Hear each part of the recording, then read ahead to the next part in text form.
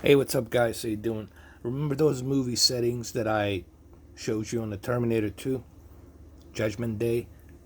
These are the same exact 4K HDR movie settings that I'm using for Transformers The Last Night, and they work pretty darn well.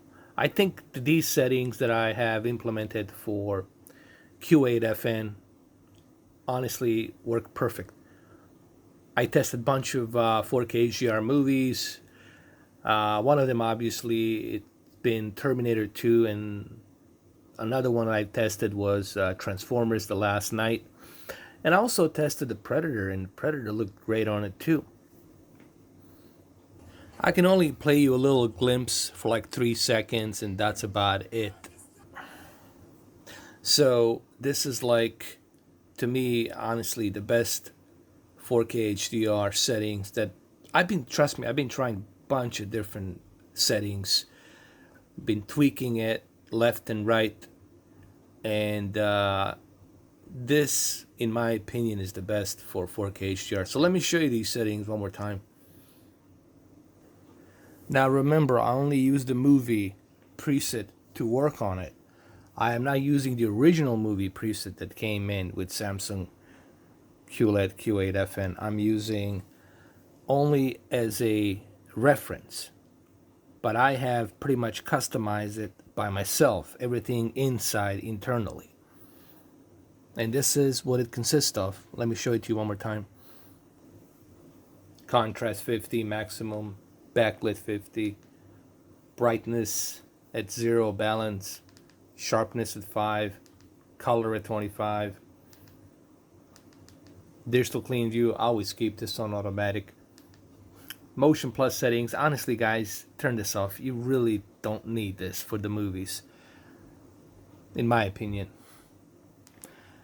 Local dimming, always keep this at high. Contrast enhancer, keep it at high so you can get the nice dynamic contrast between the black digital levels and white bright levels. Color tone, always for the movies, warm 1. This is a sweet spot, leave it at warm 1. Gamma, obviously, is going to be ST2084 because that's the HDR gamma.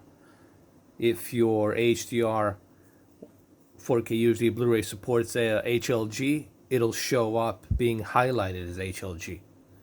I think pretty soon 20th Century Fox is going to start releasing HLG.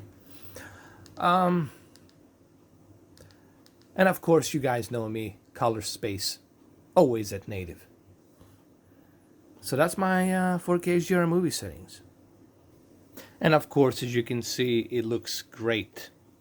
Now, I just noticed, but trust me, this was not intentional. It just so happened that when I paused the video, this is what I was being presented. Don't blame me, blame Michael Bay. He's the one operating the camera. I'm not operating the camera. He's operating the camera. He wanted that shot like that. Okay, so you can thank him. Don't thank me. All right, so maybe I can show you maybe one more still from the Predator, just really quick before I end the video. I chose this scene specifically because of the green that's being presented in the movie. Maybe I can play just a short little clip. So you guys can see it a little bit. Like I said, looks great. So I hope you guys will use these settings. I highly recommend that you use these settings for 4K HDR movies, because majority of you are watching the 4K UHD Blu-ray movies to begin with. I doubt many of you are watching 1080p Blu-rays. But if you want to watch non-HDR movies, I would implement pretty much the same settings. The only thing I would adjust is the backlit and contrast. But backlit and contrast is something you will have to determine based on your distance and on your environment where you are watching your TV. Anyway, there you go. Just a short little video. I love these settings. I use them all the time. You've seen the Terminator 2 and you've seen these two movies. So there you go. Enjoy.